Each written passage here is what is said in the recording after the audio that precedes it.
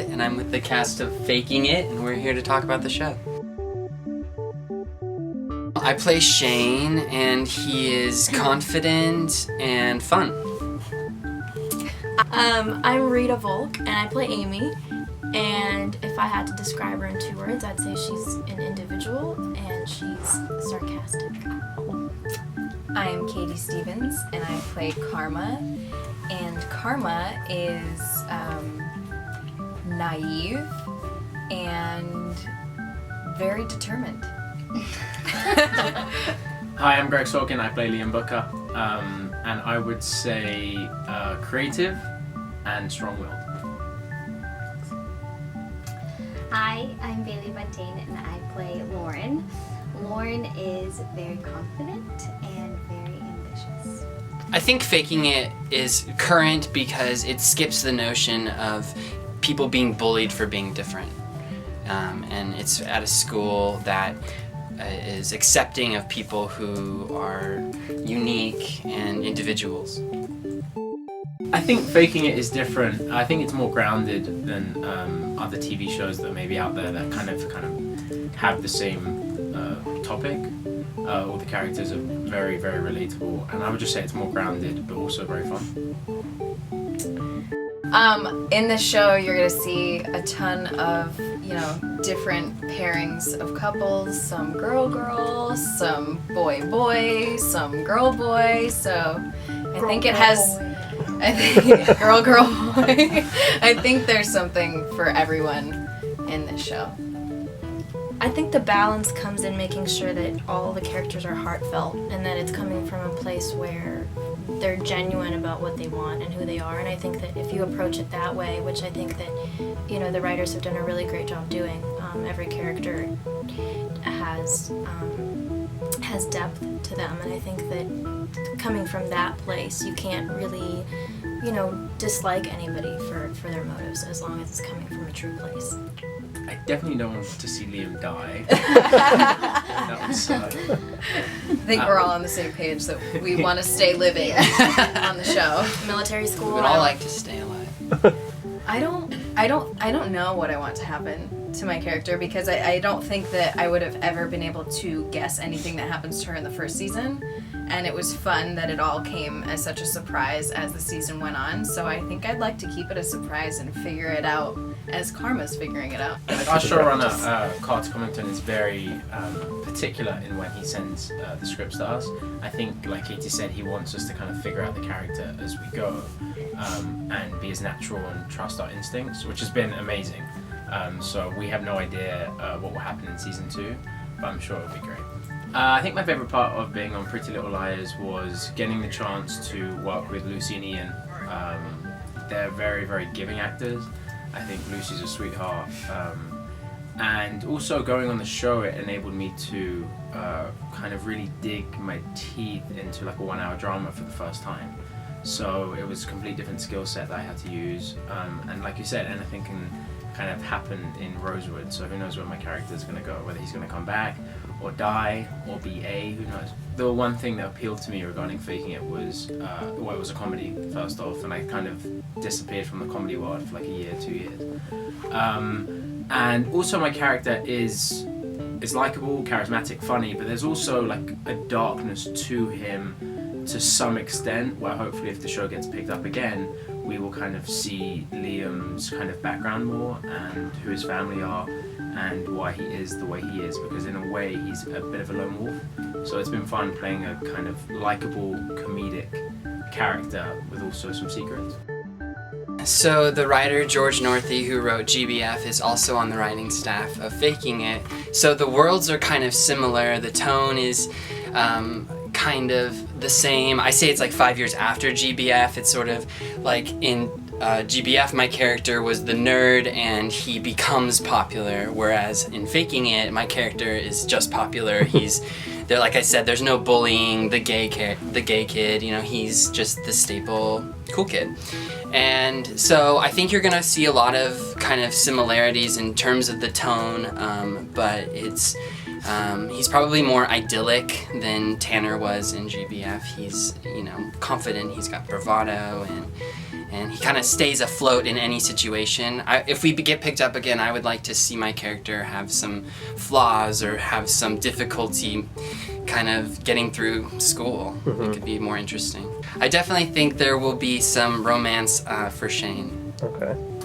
Every story needs a mean character because they need someone to challenge.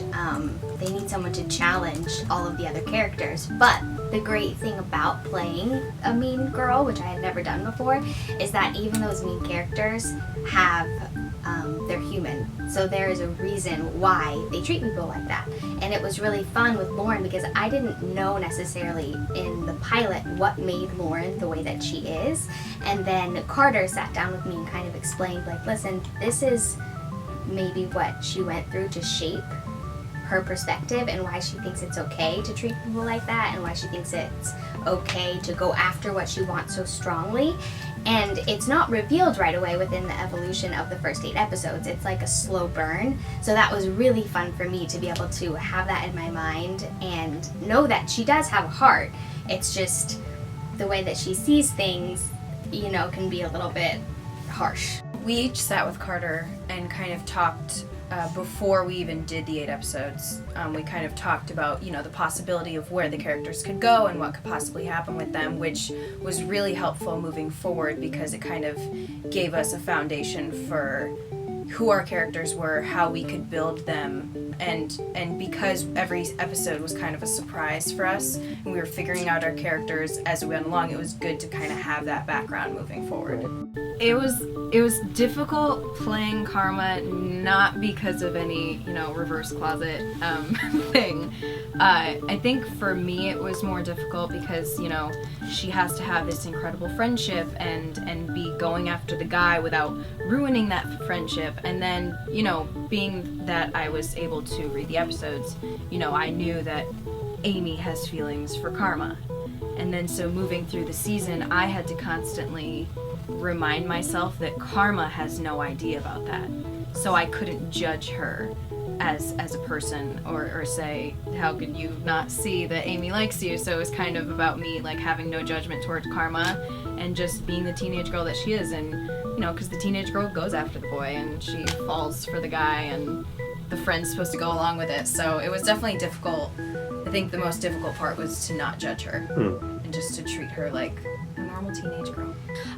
I want Amy to be perceived as a fluid character because I think that, you know, kind of like what Katie said, it's a very sensitive age, I guess, and you know, you don't really know who you are and you're trying to figure it out. And I think that the show has been really great about not putting a label on who Amy is because she doesn't know what, you know, call it orientation or whatever you want to call it, or what she likes or what she doesn't like. She's figuring that out. And I think that the message that I want to be out there is that, you know, that's okay. And it's okay to not know exactly, you know, who you are and have a solid understanding of that, because who does? And whether we're 16 or 26 or, you know, 46, we're constantly learning about ourselves. So it's okay to just to figure it out. I think it's so complicated because I feel like in our society right now, I almost feel like, you know, if you want to talk about, you know, gay males, I think that in some aspects is almost more accepted right now. And I think that when you look at, you know, a lesbian couple, I don't know if they're taken as seriously because we have kind of this fascination, you know, girls are more open and they're more loving, and if they kiss, that's just, you know, that's just us being girls. And I think there is that idea out there. I think that as Americans, we have an issue with labeling everything. We want to call it something. We want to feel more comfortable by putting a name on it, whether that be what it is to be a man or a woman, or be gay or straight, or be in a relationship. And I think we're kind of bending those topics, you know, we're pushing the boundaries and seeing how comfortable people are with these things. Right, yeah. And we want, you know, Hester High, for example, in Faking It, we want our school to kind of inspire other kids in the next few years to kind of really treat people equally, no matter, you know, what sexuality or orientation or color, race. It's kind of just our school. We really want to be an example to other schools to kind of follow in our trend, I guess. Because we know that Hester isn't. I know that in my high school it wasn't that way. That the more unique you are, the more popular you are. And I think that by having something on a network like MTV that has been very influential to people, I think having a show like this and having a school like Hester where the more unique you are, the more popular you are, and the football guys and the cheerleaders are the ones that aren't popular.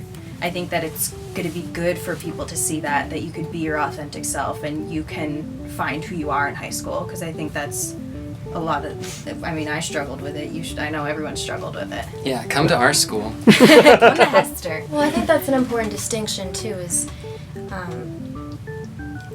I don't want people to watch this show and say, well, this school isn't like my school. This is completely unrealistic, and I can't relate to this because that's just not reality. It's not really about that. It's about what it could be, and it's going to be a slow progress, but it's possible.